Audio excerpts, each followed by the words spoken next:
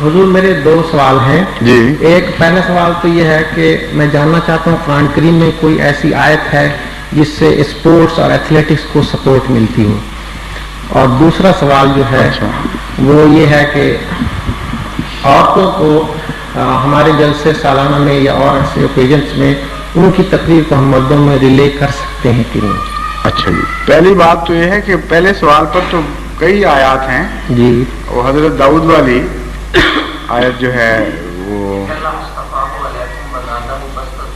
बस्ततन fill इल्म व जिस्मा हाँ जिसमें है वल जिस्म। अच्छा ठीक है। तो वैसे भी वो पौराणिक ये तो नहीं और भी है वामल सालेहा हाँ नहीं, मगर ये स्पोर्ट्स वाली बात नहीं बनती। इनका जो सवाल है घोड़ों वाला है, हाँ वो आया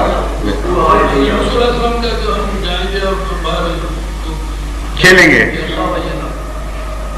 वो बच्चों की खेल है, वो बच्चों वाली नहीं किसने बताया जवान थे हैं? नहीं वो तो मुहावरा है, अल्लाह मतलब है कि वहां जाके जरा खेल कूद करें जरा। जो इनका मकसद ये है कि स्पोर्ट्स को जिस्मानी मुकाबलों को फरोग देने वाली कोई आयत है जिससे कथी तौर पर साबित हो। एक आयत है बुनियादी तौर पर लिकुल्ली विजहतुन हुवा मुवल्लिहा फस्तबिकुल खैरात, कि हर कौम को खुदा ताला ने एक नस्बुल ऐन दिया है और तुम्हें ये देते हैं कि तुम हर अच्छी चीज में एक दूसरे से सबकत लेके जाओ। तो खेलों का मौजू चूंकि खेल भी अच्छी चीज है खैरात के अंदर आ जाती है, इसलिए कुरान करीम ने सिर्फ खेलों की इजाजत नहीं दी बल्कि खेल में एक दूसरे पर सबकत ले जाने का हुक्म फरमाया और उसे अपना नस्बुल ऐन करार दिया। एक तो ये, दूसरे ये कि हज़रत सल्लल्लाहु अलैहि वसल्लम ने अपनी सुन्नत से साबित किया कि कुरान का यही मफहूम था, क्योंकि आपने वहाँ गतका खेलते हुए अपने उम्महातुल मोमिनीन को अपने अज़वाज मुतहरात को भी दिखाया, खुद हिस्सा लेते थे दौड़ में। हज़रत आयशा सिद्दीक़ा से भी दौड़ते हुए एक दफा पीछे रह गए थे तो दूसरी दफा जीते तो आपने फरमाया उसका बदला है। और फिर घुड़सवारी में तेज घुड़सवारी के मुकाबले होते थे और जब कोई खतरा होता था तो साहबा पहले पहुंचने की कोशिश करते थे और रवायात में आता है कि हज़रत सल्लल्लाहु अलैहि वसल्लम हमसे पहले पहुंच जाया करते थे। मदीने में एक रात आवाज आई, शोर पड़ा तो साहबा दौड़े तेजी से कि हम निकलें, तो पता लगा कि रसूलुल्लाह सल्लल्लाहु अलैहि वसल्लम जब ये अभी पहुंचे भी नहीं थे तो वापस आ रहे थे। तो हर सेहतमंद दौड़ में हज़रत सल्लल्लाहु अलैहि वसल्लम शामिल होते थे और दूसरों को तलकीन फरमाते थे। तो फस्तबिकुल खैरात की अमूमी हिदायत के नीचे ही आए। फिर हजरत दाऊद के मुतालिक आया है उनको जिस्म में भी फजीलत दी, सिर्फ इल्म में ही नहीं दी।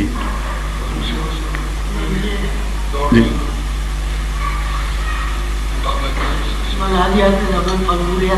फलमुगीरात सुबह वो तो जहाद का खास मंजर है ना, उसके लिए सिर्फ खेल कूद वाला हिस्सा नहीं है। हाँ वो है, वो तो ठीक है। क्या आयत पढ़े ना वो?